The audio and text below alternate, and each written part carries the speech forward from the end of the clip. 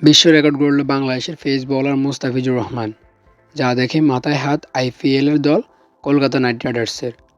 ২০২৫ সালে আন্তর্জাতিক টি-টোয়েন্টিতে ব্যাটে বলে তাক লাগানো ক্রিকেটারদের নিয়ে একাদশ তৈরি করেছে ক্রিকেটের বাইবেল খ্যাত উইজডেন ক্রিকেটে অ্যালমেনাক।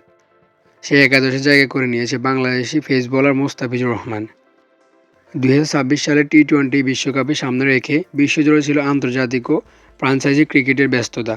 সব মিলিয়ে ২০২৫ সালের টি-টোয়েন্টি পারফরম্যান্সের ভিত্তিতে দলটি নির্বাচিত করেছে উইজডেনের সম্পাদকীয় বোর্ড।